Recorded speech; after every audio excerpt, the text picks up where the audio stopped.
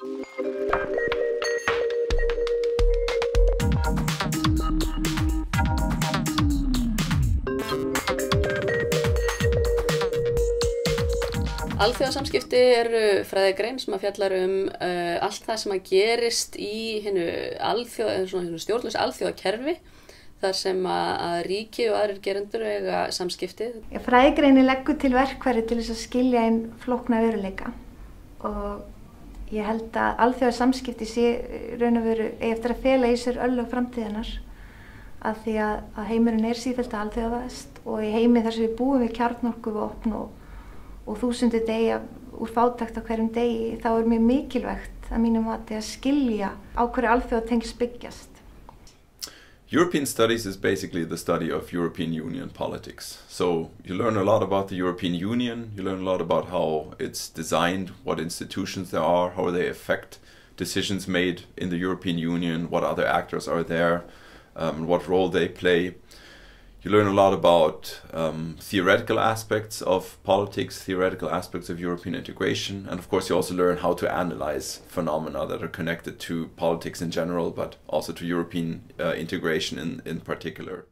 Það áhugaverðasta við þetta nám í rauninni hversu fjölbreyttan bakgrunn nemendur hafa og þá myndast mjög skemmtilegar umræður í tímum af því að það eru eins og ég með fjölmiðlafræðina í bakgrunn og svo eru fólk sem eru lögfræðingar, heimspekingar og auðvitað einhverjir úr stjórnmálafræðinni en þegar öll þessi ólíku sjónarmið koma saman þá myndast það mjög skemmtilegar umræður og mér finnst það eiginlega áhugaverðast.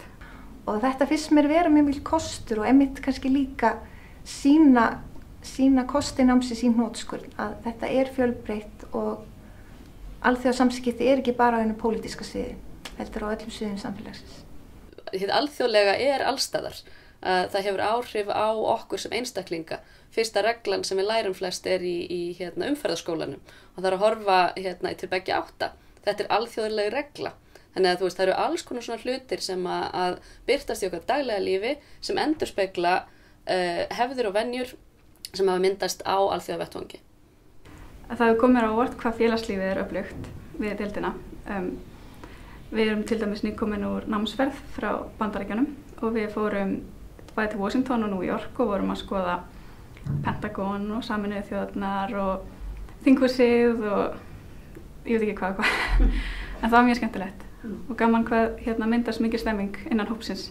Það koma mjög ólíkir nemendur til okkar. Þeir koma úr félagsvísindum og hugvísindum svona að megninu til, mikið af kennurum og síðan kom alltaf af og til einhverjir sem eru til dæmis með bakgrunn í verkfræði eða líffræði.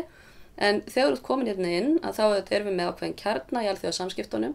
Svo getur þú tekið valið þitt innan deildarinnar eða farið út í aðrar deildir og sótt til dæmis þjóðarétt, umhverfisfræði, þróunarfræði og þetta sem getur þú sett saman við þinn fyrir bakgrunn og notað til sem stökkpall inn í störf á mjög ólíkum vettvangi. Mér fannst mikill kostur að geta byrjað að fara í diplómanám og svona kannski svolítið sé til hvað ég ætlaði að gera.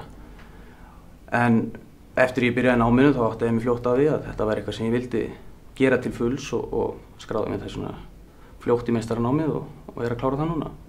Alþjóðasamskipti eru í boði sem meistaranám, 120 eininga meistaranám með 30 eininga lokaverkefni sem þá heilt misseri í lokin og diplómanám, 30 eininga viðbótardiplóma. We have actually two different programs in European studies. We have a master's program which takes 2 years and we also have a diploma program which takes 2 semesters part-time study. Það mjög skemmtilegt og gott hvað kennararnir koma úr ólíkum áttum, ólíkum löndum með ólíkan bakgrunn og ólíkar áherslur sem gerir kennsluna svona fjölbreyttari og skemmtilegri. Fólk þá meira að velja nær sínum áhugasviðum, búið kannski að sérhæfa sig eitthvað aðeins. Þannig að það svo mikill áhugi bæði meðal nemenda og meðal kennara. Þannig að tímarnir eru alveg frábærir.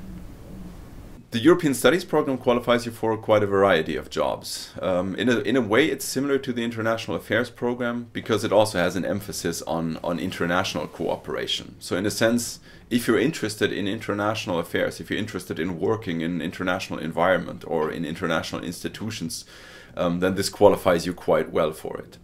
But it should also be said that the European Studies program has a very specific focus on the European Union and on the European institutions. So if one is interested in working in European organizations, not necessarily the European Union, but also EFTA or the Council of Europe, then this program certainly gives you something extra. Kennarahópurinn í þessu námi frábær og það ekki síst fyrir samsetningu hans og þekkingu og sérfræðiþekkingu í raun og veru sem að námið eins áhugavert og raun ber vitni.